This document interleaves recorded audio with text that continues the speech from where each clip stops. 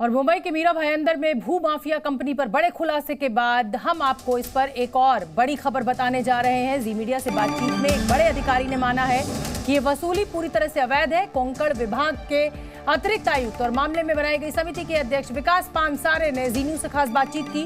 उन्होंने कहा कि इस बात को भी माना कि साल 2008 में तत्कालीन जिला कलेक्टर ने जो आदेश दिया था उस पर तभी एक्शन ले लिया गया होता तो आज लोगों को परेशानी का सामना नहीं करना पड़ता। इससे पहले जी न्यूज ने बड़ा खुलासा किया था। मुंबई से सटे मीरा भाईंदर में भूमाफियाओं का खेल जारी है। लोगों की जमीन पर अवैध वसूली जारी है। एक कंपनी धड़ल्ले से लगान वसूल रही है। 500 रुपए प्रति स्क्वायर फीट तक जबरन वसूली की जा रही है, जिसका पर्दाफाश जी न्यूज ने किया है।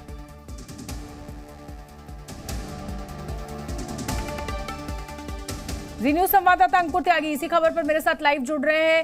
अंकुर, आप भी जानते हैं कि जी न्यूज ने ये बड़ा खुलासा अपने लोकप्रिय कार्यक्रम डीएनए में किया था और उसके बाद ही इस एक्शन में प्रशासन नजर आ रहा है।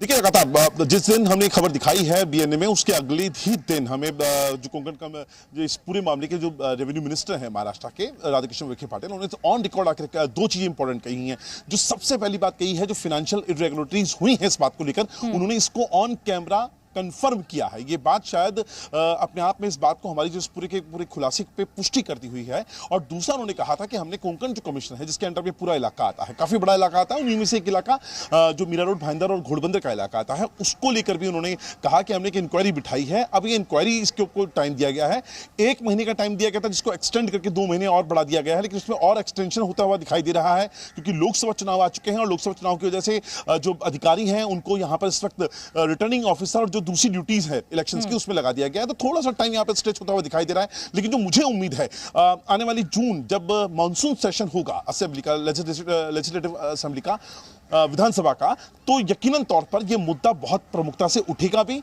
इसका एक समाधान भी निकलता हुआ दिखाई देगा। हम एक समाधान की तरफ बढ़ते हुए दिखाई दे रहे हैं, जो अभी पिछले 75 सालों में, मैं कहूं 150 सालों में कुल मिलाकर पिछले 75 सालों में जो आजादी के हुए हैं उसमें हमने नहीं देखा है, वो अब होता हुआ कम से कम हमें नजर आ रहा है। बहुत बहुत धन्यवाद अंकुर आपका इस पूरे अपडेट के लिए, इस पूरी खबर के लिए। आगे बढ़ेंगे और अब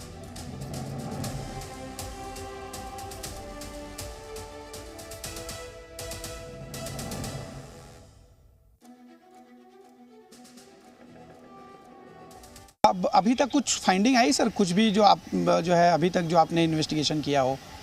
नहीं, फाइंडिंग उसमें ज्यादा कुछ है नहीं। मतलब अभी तो ऐसा है कि जो डिविजनल कमिश्नर साहब ने जो कलेक्टर झंडे का ऑर्डर था 2008 वाला, हाँ, उनका उन्होंने रिवीजन का प्रपोज किया था, उनको कुछ नोटिस निकाला था वो ये लोगों को।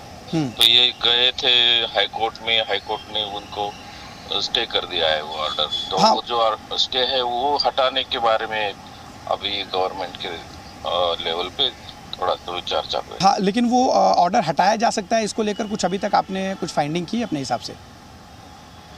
हाँ, हटाया जा सकता है, क्यों नहीं हटाया जा सकता है। अच्छा, ऑर्डर इंटरिम ऑर्डर एक्चुअली वो तो बॉम्बे हाई कोर्ट का, हाँ, वो that is interim stay.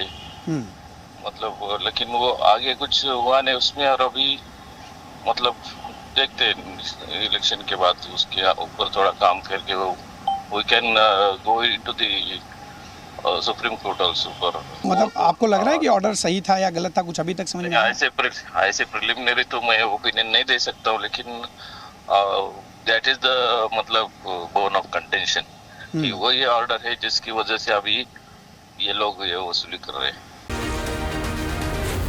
Ji news.